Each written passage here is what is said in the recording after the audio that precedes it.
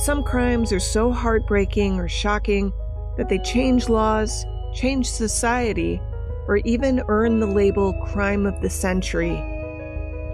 But the stories that made headlines in decades past aren't necessarily remembered today.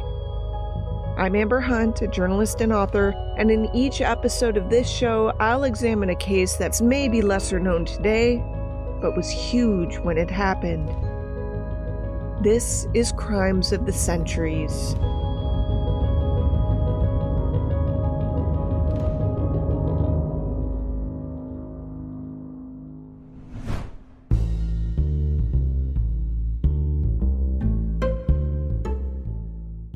Truman Capote waited anxiously for their deaths, but appeal after appeal stayed their hangings for 5 years. Still, Capote refused to publish a word until Perry Smith and Dick Hickok were in the ground. Maybe he feared them. Maybe the point of his, and the world's first, nonfiction novel was that crime leads to punishment, and the punishment, in this case, was the worst Kansas could mete out. The crime itself was a terrible thing. 4 members of one family tied up and killed, each with a single shotgun blast to their brains, and all for about $40 or $50. The burning question was why? Why did 2 petty criminals drive deep into the rural western Kansas farmland to murder a man whose heart's desire was growing wheat? Why did they have to kill his wife and 2 teenage children as well? What did the family have that these 2 punks wanted? What did they ever do to deserve this kind of death? It was a deeply upsetting, soul-shaking crime, especially if you lived in their small hometown of Holcomb, Kansas, in the late fall of 1959. But it was not so much the crime of the century until the 2 men who committed it died, and Capote's fact-based retelling of it took hold of the American imagination, first as a serialized narrative in The New Yorker in 1965, and then as a book in 1966. And, you probably know, in the American classroom, because In Cold Blood was the first of its kind, a true crime story written within immersive storytelling style that humanized the killers as well as the victims, all while forging a foreboding and forbidding tale that illuminated the criminal depravity that lives among us every day. In Cold Blood has sold millions of copies, been made into multiple movies, and is the subject of more than a few documentaries. It even has the distinction of having been banned for its gory content. Truman Capote, who was already a famous author when he tackled the Clutter story, was launched into another stratosphere altogether. Here's Johnny Carson introducing him on Carson's old late-night talk show. My next guest I consider a very good friend of mine and is the author of novels, short stories, and plays. He's certainly taking his place on the front rank of American letters. He's a gentleman who a long time ago said, "I'm as tall as a shotgun and just as noisy." Would you welcome Truman Capote?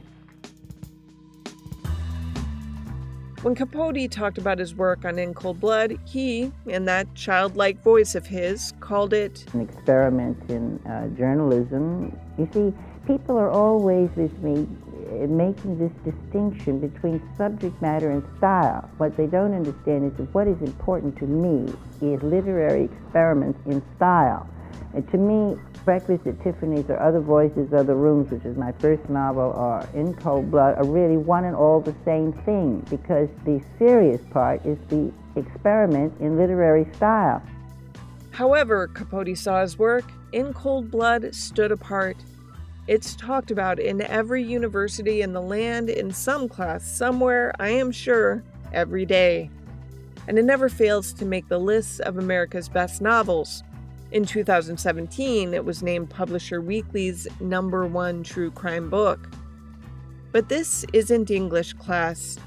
This is a podcast about crime, and Capote's version, the version in which he maintained, quote, "every word is true," unquote, may not be the whole story after all.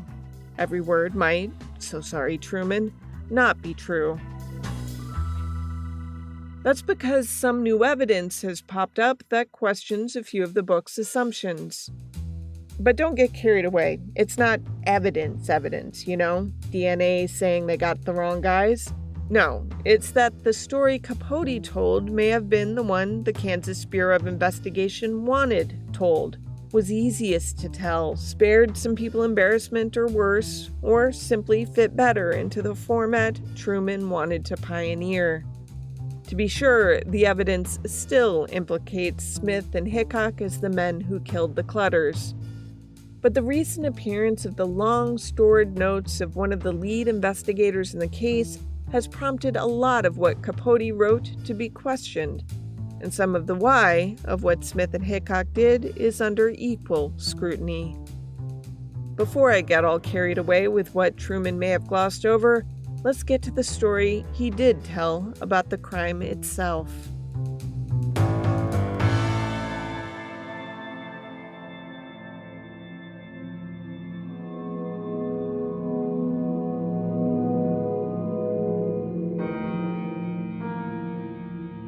In the very early morning hours of November 15, 1959, in a large house on a massive wheat farm, teetotaling, straight-laced farmer and farm activist Herb Clutter lived with his dangerously depressed wife Bonnie and his two youngest children, Nancy, the vivacious all-American diary-keeping, pie-making 16-year-old who knew everybody and helped everybody, and Kenyon, 15, who was her typically taciturn teenage brother. That's when Perry Smith, 31, and Dick Hickok, 28, quietly entered and, using a layout of the house drawn up by an outsider, searched for a safe loaded with cash, but couldn't find it. That's when they awakened Herb, 48, who was sleeping in the downstairs primary bedroom by himself, and demanded he take them to the safe. Herb, disoriented and without his glasses to help him see who was asking, said he had no safe. The men told Herb, who everyone in town knew wrote checks for everything including haircuts, they wanted the $10,000 they'd been told was in this safe. By the by, that's just over $100,000 in today's money. Herb said he never kept that kind of money around and told them to take anything they wanted to, but please, just do so and leave. A small note here. You gotta remember that what happened inside that house was derived from the confessions of the two perpetrators, and even they differ a bit. No one survived the attack, so there is no one to correct them. But this is the probable scenario. When the safe talk went south, Herb was asked to wake up his wife so that she might help them find some valuables. She was sleeping downstairs in a bedroom that one of her older daughters had previously occupied. Bonnie had, for a very long time, been almost confined to that room, her choice, thus all but abandoning her family, saddled as she was by mental illness, as well as by the narcotics and barbiturates she was prescribed for what was described as a kind of extended postpartum depression. Nancy and a weekly maid did all the cooking and cleaning and socializing necessary to keep the family in the city's good stead. But it did not make for a fun family dynamic that many who didn't know them well assumed the Clutters enjoyed. Anyway, after Bonnie was summoned, so were Nancy and Kenyon. It's believed that Nancy had previously heard the commotion downstairs because, and this is kind of sweet and horrible at the same time, a gold watch, the only thing she had of any real value, was found hidden in the toe of an old shoe in her closet. Apparently, she had had just enough time to hide it. Hickok and Smith made the rounds of everyone's room. Smith said he kept moving Hickok out of Nancy's room because Hickok was known to assault young girls, and Smith wasn't having that. Hickok would later write a letter to a reporter saying he went to the Clutter house that night because he knew a teenage girl was there and had decided he'd rape her. Nancy was, in any case, not sexually assaulted when she was found in her bed, with the covers pulled up to her chin, shot in the head. Her mother was found similarly tucked in, similarly slain. Kenyon and Herb were, at some point, taken downstairs into the basement, and both men were tied with rope that the killers had brought with them. Both were shot in the head, though Herb's throat was apparently cut almost clean through before that happened. Herb also looked to have suffered some torture before his death. The coroner determined that they were all likely killed between 11 p.m. the night before and 2 a.m. that morning. The order of death, he felt sure, was Bonnie, Nancy, Kenyon, then Herb. It was supposed that Herb was forced to watch the others die in hopes that would encourage him to give up the safe's whereabouts more readily. But there had never been any safe to give up.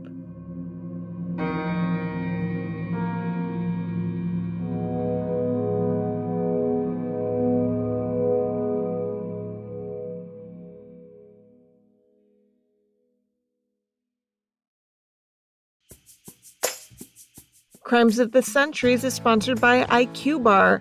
I have 3 jobs. I'm a daily journalist, I run the podcast network Grab Bag Collab, and I helm this here podcast. Sometimes I run out of time to do much of anything that isn't work, and that includes eating proper meals. But no more! Ever since I got the IQ Bar sampler pack, I've been feeling a lot healthier because I can grab an IQ Bar at the start of the day, keep it with me until I'm hungry, and have a nutritious bite to eat without missing a beat. And I've only scratched the surface of what IQ Bar has to offer. IQ Bars offer those brain and body boosting bars as well as hydration mixes and mushroom coffees. I love the coffees. And today our listeners get an exclusive offer of 20% off plus free shipping. Just text Centuries to 64,000. Refuel smarter with IQ Bar's Ultimate Sampler Pack. That's 7 IQ Bars, 4 IQ Mix Sticks, and 4 IQ Joe Sticks. And now our special podcast listeners get 20% off all IQ Bar products plus get free shipping. To get your 20% off, just text Centuries to 64,000. Get your discount. Text Centuries to 64,000. That's CENTURIES to 64000. Message and data rates may apply. See terms for details.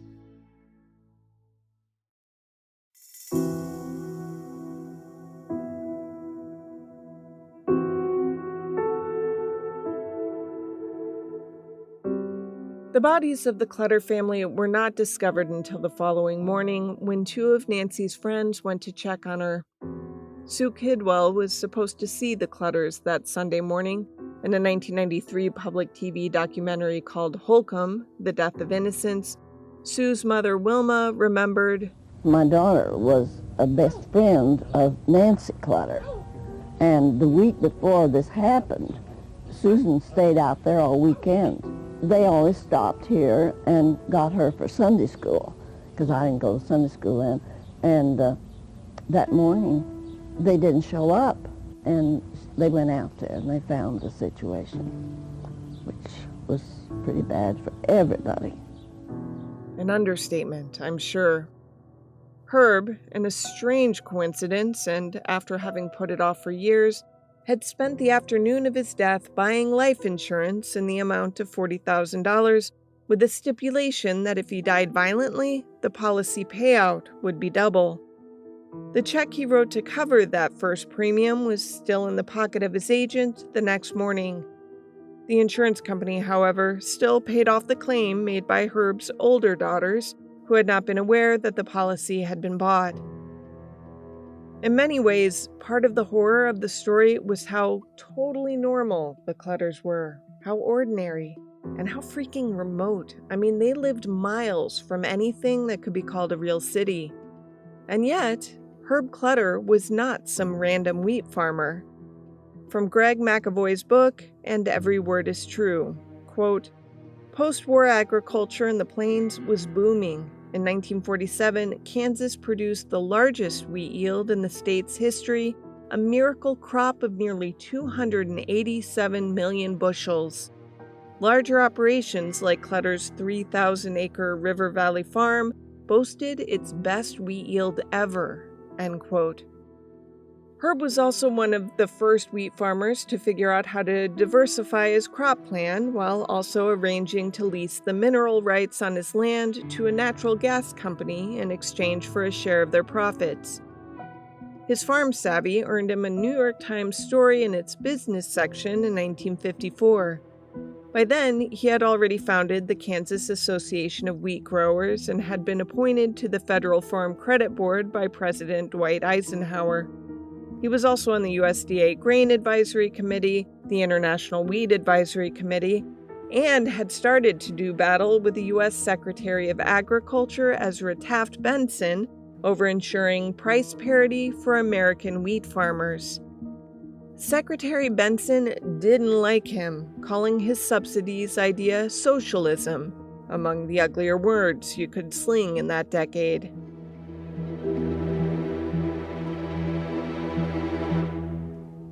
When Clutter was slain, a significant part of America took notice. A few elitists did so with relief. Still, most were, like the local police and the deeply affected town where this happened, mystified. Who would do these terrible killings? Investigators from the Kansas Bureau of Investigation, or KBI, were brought in immediately and were no more knowledgeable about who killed the Clutters or why. The only physical evidence left were 2 footprints on a piece of cardboard that was laid on the ground to make Herb's final nest more tolerable. The spent shotgun shells had been collected by the killers and, aside from Nancy's 18-year-old boyfriend, about whom Herb had wanted his daughter to be less enthused, there were no suspects. The boyfriend was cleared pretty quickly, and still, the KBI could find no motive for the gruesome murders. Unless you thought it was robbery. Hell, it was hardly a robbery. Only $40 to $50 had been taken from the house. Nobody travels across the state and commits multiple homicides for chump change. Investigators were getting nowhere. That is, until news about the story of the crime spread and a former state prison cellmate of Dick Hickok's came forward. Floyd Wells said he had worked for the Clutters in the past and had told Dick about the rich farmer and his safe full of money. He had even drawn him a map of the house, telling him that the haul would be worth the trouble and it'd be a cinch to pull off. The rest, according to the official KBI report and Capote, was detective work with cops picking up random pieces of information here and there until December 30th, 1959, about 6 weeks after the killings. That's when Dick and Perry were arrested by some vigilante Las Vegas police officer who recognized their car from an all-points bulletin issued a few weeks earlier. Originally, the 2 men blamed each other for pulling the trigger, but that changed fast, with Perry Smith confessing he'd done all of the actual killing. He added that Dick had cried over not getting to put an official end to Herb. It really didn't matter who pulled the trigger, though. It's true in most states that you participate in a crime and you bear equal responsibility for any injury or death that ensues. The jury deliberated all of 40 minutes. Both got the death penalty.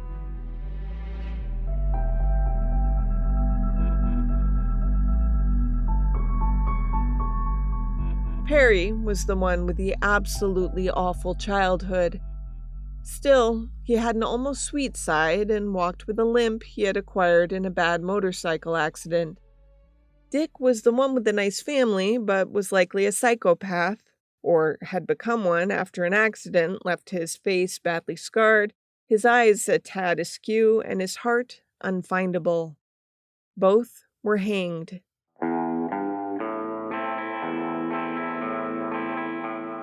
That's the nutshell version. If you haven't, do read the book.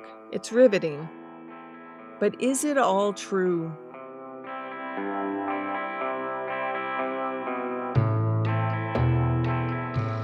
It's a fact that Capote had incredible, unprecedented, and almost total access to the crime scene, the investigation, and the killers. Traveling to Holcomb immediately after the slayings, he brought along Harper Lee, his childhood friend who was about a year away from having her own book, To Kill a Mockingbird, published.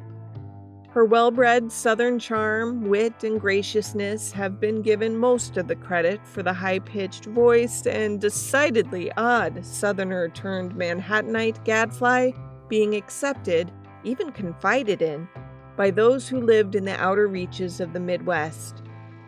Wilma Kidwell again. He was a little short fellow, kind of dumpy fellow, and spoke rather oddly.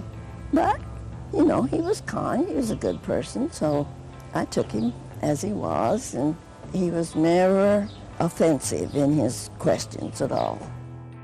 Wilma spoke to Capote for his book, so yeah, he did the work. Because of this, and because of his and Harper Lee's cultivation of a relationship with KBI agent Alvin Dewey, a relationship many found to be unethical on the part of Dewey, Capote swore early and often that he had the goods, journalistically at least. On the occasion of In Cold Blood being published, Capote told a Newsweek reporter that, quote, "It's a completely factual account and every word is true," end quote. He also told Newsweek, and this is for the English majors, the journalists and literature enthusiasts out there, quote, "I had this theory about reportage. I've always felt that if you brought the art of the novelist together with the techniques of journalism, fiction with the added knowledge that it was true, it would have the most depth and impact," end quote. He wasn't wrong. His details were astonishingly specific, and his conclusions equally so. He called it, quote-unquote, immaculately factual, though he still classified the book as a nonfiction novel, which should be an oxymoron because novel means fiction. Anyway, in his mind and in the literary world that embraced him, this was a new invention. A real event told with all the eloquence, pacing, style, and verve that rarely sparkles this bright, if not imagined.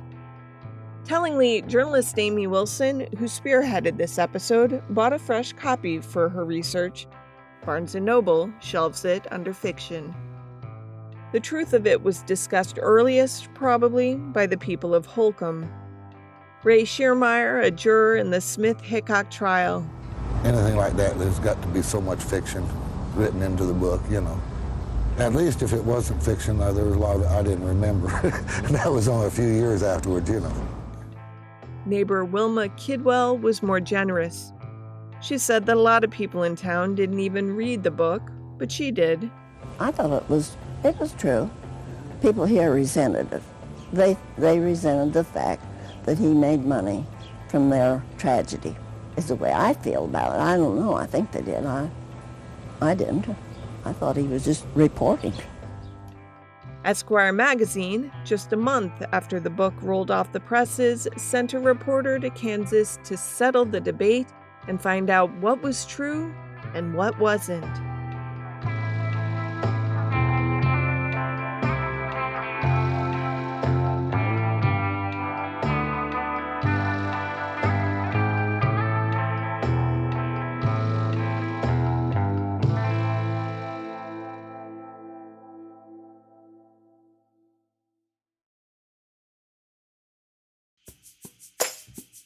Crimes of the Centuries is sponsored by BetterHelp. Exercise is always at the top of my self-care list. Then there's massages, and finally, therapy. I am a huge believer in therapy. Have been my whole life. It has helped me understand why I react to some things the way I do, and also why I was such a jerk in my 20s. If you're thinking of starting therapy, give BetterHelp a try because it's designed to be convenient, flexible, and suited to your schedule by being entirely online. You just fill out a brief questionnaire to get matched with a licensed therapist and switch therapists at any time for no additional charge. That second part, by the way, is huge. It can be so uncomfortable and sometimes even difficult to switch therapists when you're going to a traditional office, but BetterHelp makes that super simple, which is important because finding the right therapist is key. Rediscover your curiosity with BetterHelp. Visit betterhelp.com/COTC today to get 10% off your first month. That's betterhelp.com/COTC. Thank you, BetterHelp, for sponsoring this episode.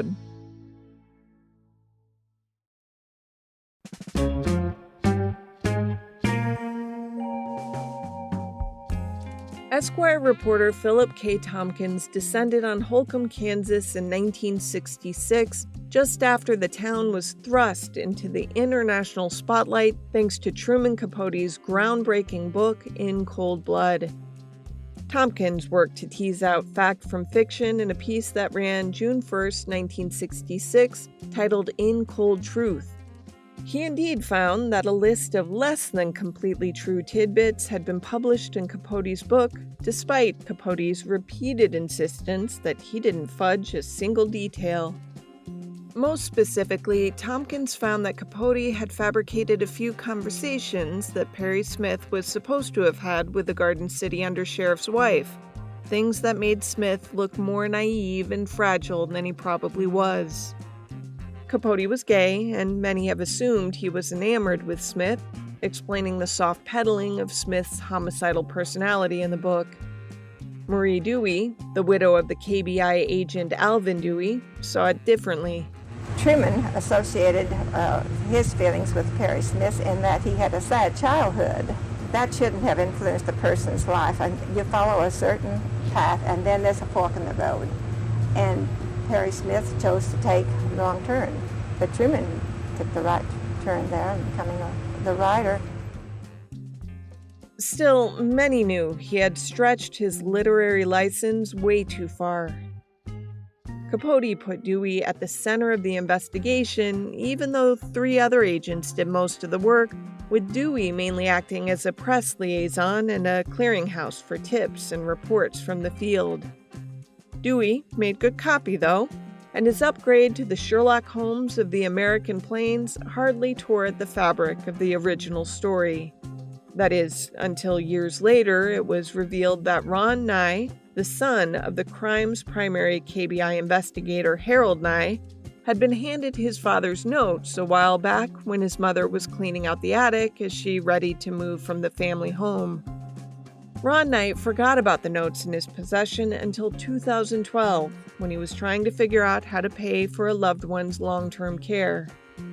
This is where Greg McAvoy, an unassuming vintage memorabilia dealer in Seattle, was contacted and said sure, he'd sell what Ron Nye had, though it was not his usual fare. The elder Nye had kept everything from his years as an investigator. His wife had shredded most of it, but the box marked Clutter had escaped the shredder. It was filled to the brim with steno pads and random letters and this and that. McAvoy spent a little time organizing it and then offered it up for sale, issuing a press release about its availability in hopes of drumming up interest. Just before the auction, the state of Kansas moved in to halt the proceedings. They said it was their property. Nye and McAvoy argued that ship had sailed long ago when Capote stepped in to use most of whatever that investigation generated. Kansas wasn't mollified, choosing instead to fight tooth and nail in court to keep the paper secret. I'm a journalist, and if you know me, you know what my next question is going to be. What were they afraid of? Come to find out, McAvoy had a friend, an investigative reporter at the Wall Street Journal, who asked the same thing and told McAvoy that there was most certainly something in those boxes they didn't want to see the light of day. Here's a snippet of McAvoy talking on the most notorious podcast about the lawsuit the KBI had filed. We decided to take the case on, defending ourselves on First Amendment issues, because we believe the materials contained items of public interest.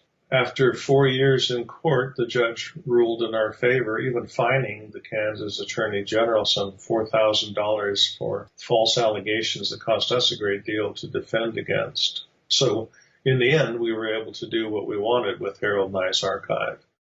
The cease and desist turned out to be a dumb idea on the part of the state. McAvoy even noted that all they really had to do was buy it at the initial auction, and they'd have been home free. But no, Kansas sent in the big guns and challenged Ron Nye's right to even own the notes. Which is funny, really, because in another interview, McAvoy made clear that he hadn't really cared what was in the notes. He just wanted to help sell them. I had little interest in the minutia of all the reports, the investigative documents. The crime scene photos were just grisly and very difficult to look at. I just wanted to mount a simple auction. The auction delay gave McAvoy a perfect chance to really look at the papers and see if something fresh and objectionable was indeed lurking somewhere in them. Then McAvoy, because fate is funny, got offered a second collection in relation to the crime. They were Dick Hickok's letters to a journalist who had wanted to write what he called the real history of the case. Mac Nations, a reporter for the Wichita Eagle, had corresponded with Hickok, asking pertinent questions as he went and collecting all the letters so he could write that book. It was going to be named High Road to Hell. Sadly, Nations died in a single-car crash when his car hit an embankment in rural Colorado on Christmas Eve 1968 before the book was even sent out to an agent to be shopped around to a publisher. The only manuscript disappeared that night, according to McAvoy. Cue the eerie music. But the Hickok letters remained. Those letters, when combined with the 9 notes, set off a chain reaction that began to eat away at the Capote narrative of the Clutter killings. And one of the crimes of the 20th century began to look a little less clean, a tad more intriguing, and, while not completely full of holes, hole-filled enough to make you wonder why the boat wasn't leaking. What's new? Let's start with Harold Nye's stash of stuff. It's not really my style, but I think for clarity's sake, I'm going to list what Nye wrote at the time of the investigation that somehow never became part of the story as we all know it. 1. There's evidence that in the last few days before his murder, Herb Clutter had been nervous, even having taken up smoking, something he was known to abhor. That's especially interesting when you add in the tidbit about him getting his life insurance policy after years of ignoring it. 2. There's evidence that Herb had been having an ongoing affair with Mildred Lyon, the wife of Ken Lyon, a close friend. 3. There's evidence that another good friend of Alvin Dewey knew of the affair and had reports of same in his possession during the investigation. Also, that Dewey was a friend of Herb's and he may have chosen to protect the dead man's reputation. 4. There had been talk around town that the Clutters were nearly broke. That was ridiculous. Herb didn't carry cash, but he was worth about $2 million in 1959, which is more than $20 million in today's money. His wealth was in land and cattle and wheat, but it had real value. 5. Nobody at the KBI, especially Alvin Dewey, believed cellmate Floyd Wells' story, particularly in the beginning. It took them 5 days to even get around to talking to him after he made the claim that he'd told Hickok everything he had to do to make a big score at the Clutter house. 6. In fact, upon checking Wells' work record, they found he did work for the Clutters for a few weeks, but was likely fired by Herb Clutter for drinking. He was not employed anywhere near Holcomb when the Clutters were actually building their house. He had never been in the house. He could never have seen the safe, even if it had existed, which, of course, it hadn't. So who gave Perry and Hickok a working map? 7. Between 2 and 3 a.m. on the morning of the crime, before anyone knew the Clutters were dead, 3 men, 2 fitting the description of Smith and Hickok, were seen by the town marshal having breakfast at the Western Cafe in Cimarron, Kansas, a 45-minute drive from Holcomb. There's a document that records the sighting before Smith and Hickok had been arrested. 8. Hickok was known to have arrived back at his parents' home in Olathe, Kansas at noon the day of the killings. Accounting for the time for the murders and the drive back to Olathe, 90 minutes were unaccounted for. Maybe they were having breakfast in Cimarron with someone. 9. On November 11th, before the crime occurred, 3 men were seen in a vehicle matching the description of Perry and Hickok in their car. They were a half mile from the Clutter home. And finally, 10. Despite the fact that Herb and Bonnie did not sleep in the same room and had not had sex in years, there was semen left on the back of the dressing gown she wore that night. All this was known during the investigation, but never mentioned in Capote's quote-unquote immaculately factual book.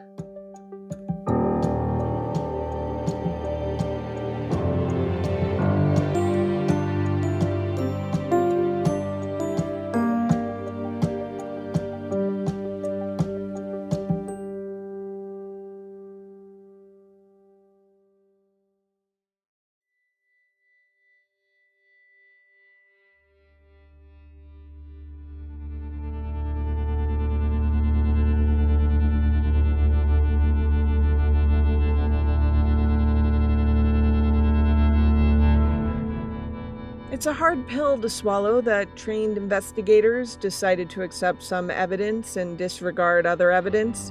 It's just not something that should ever happen, especially in these murders, ones that had so terrorized that town and so seemed to upset the very notion that people in the heartland were safer than people in the cities. Especially when people in Holcomb had never mistrusted their neighbors and the motives of those around them. Hell, they had never even locked their doors at night. They did now. All because Dick Hickok and Perry Smith came knocking. So now we're left with this. Either somebody wanted Herb Clutter dead in a semi-spectacular fashion, or these two small-time, short-tempered thieves acting on a story they heard from a random cellmate serving time for a misdemeanor drove a pretty far piece to invade a home, molest its residents, take whatever cash they could find, and kill everyone in sight. Then drive to a pre-assigned location to meet with another man in the middle of the night. The hitch here, or one of them, it seems, is the map that Floyd Wells could not have drawn. Floyd Wells is the single most mysterious character in this entire story. He worked for Herb Clutter in late 1948 for about 7 months as a farmhand. There wasn't much thrust given to Wells when, in fact, he was really the one who started it all. Capote only dedicated 2 paragraphs to Wells in Cold Blood. Which brings us to the letters Dick Hickok shared with machinations that veer a bit from what Capote wrote. Oh, and an aside here, the KBI still maintains that Capote's version is the true version. They even commemorate the solving of the crime and the subsequent notoriety they received for their fine work at their headquarters.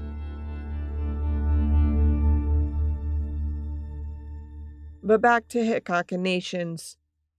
The two began their correspondence in 1961 with a promise by Hickok that he would be truthful. He wrote, quote, "I explained to you before that I would tell you the facts regardless of what they were," end quote. He added he would stick to that promise even if those facts made him look worse. Now, please remember Hickok was a notorious liar, so take that as you may. In one of the first letters, Hickok unknowingly confirmed what the Cimarron sheriff had told the KBI and the post-killing meet and greet. He even named the guy. I quote from the letter, which is reprinted in McAvoy's book, and every word is true. Quote, "While the family was in the bathroom, we continued our search of the house. I looked upstairs, my partner down. We took a portable radio out of the boys' room upstairs and we put it in the car. We were running short of time and didn't look the house over or tear it up like we should. It was almost 2 o'clock and our meeting with Roberts was about an hour away. We didn't want to miss that. $5,000 is a lot of dough," end quote. In another letter, detailing his thoughts as he was about to enter the Clutter home, he wrote, quote, "I don't know why, it is hard to explain, but I felt a measure of mixed emotions. I felt excitement, a thrill. I was going to kill a person, maybe more than one. Could I do it? Maybe I'll back out. What if they are not home? I hope they're not. But I can't back out. I've taken the money. I've spent most of it. Besides, I thought I know too much," end quote. Then this, as he continued to recount that night, quote, just like the diagram Roberts had given me showed, end quote. In a later letter, he wrote, quote, besides, we had to make it look like a robbery, end quote. In another letter, he reiterated that point, quote, I left the wallet lying on the bed. I wanted it to be found empty. My partner found a couple other articles that were likely to be missed, and these he took to the car, end quote. Lastly, at least for our purposes, he wrote of his desire for the world to know he was capable of this kind of achievement. Quote, but wait till they find these people, then they will know. And I'm getting paid for it too, end quote. Immediately following the deaths, plenty of the Clutter's neighbors thought there was some other something going on here besides a robbery. Herb's brother voiced this, saying the reason for the killing lay within 10 miles of the crime. Capote briefly entertained the notion that Floyd Wells had been involved in it. Even KBI's Dewey originally figured robbery was not the motive. There were leads here, good ones. Leads that investigators could have and should have gone down, but nobody had time for that. The time that elapsed between the capture of Smith and Hickok and the day they were sentenced to be hanged was less than 3 months. Their death date had been set for just 6 weeks later. That, of course, was delayed for 5 years because of the appeals process, but even with that, the whole thing has a mighty short timeline, even if law enforcement had the men's confessions in hand. Still, Perry Smith and Dick Hickok sat in prison and never once tried to finger the person who might have ordered the hit, if there was one. They were facing the death penalty. That's mighty strong incentive to, at the very least, buy some time with a new story. But they didn't. Maybe Smith was always in the dark, just going along with what Hickok said, or maybe Hickok feared his family would be in danger if he spoke up. Maybe I've been immersed so long in true crime that I see conspiracies where there are none. Still, it's also possible the KBI told Capote what they wanted the story to be. Not explicitly, but by only handing him certain data and documents so they could tie this one up with a bow.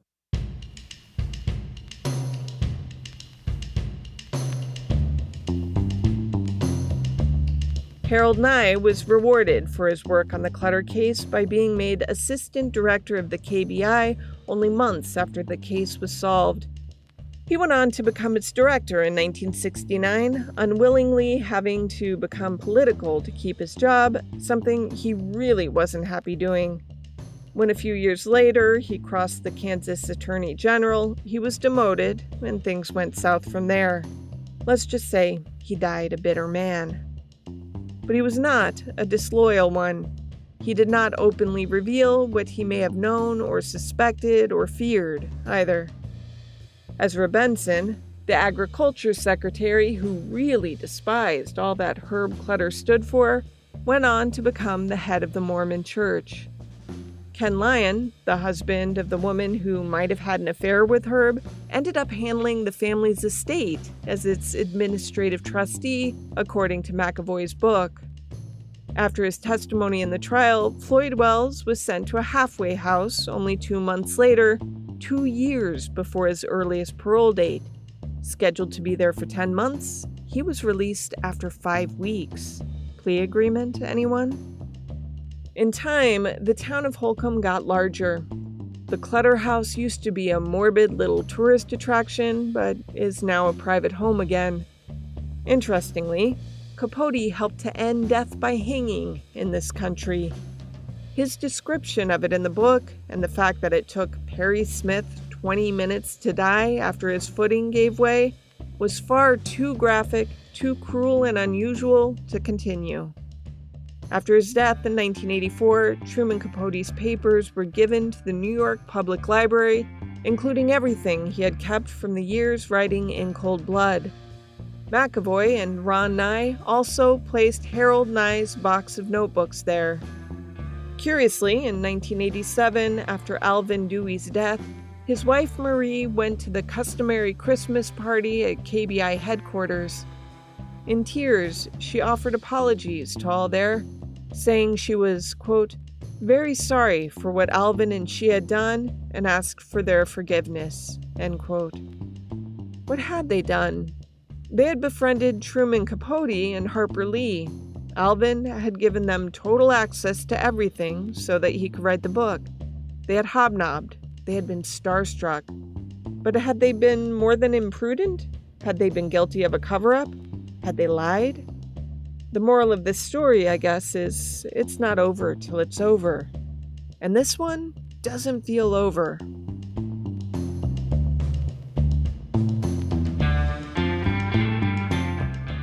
Journalist Amy Wilson reread In Cold Blood and read Gary McAvoy's And Every Word Is True.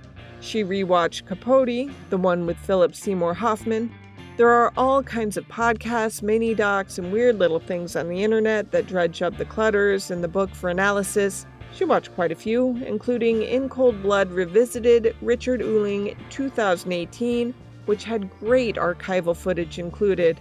I also want to send a nod to the most notorious podcast. If you like this one, you should check out theirs. It's more interview-based and worth a listen.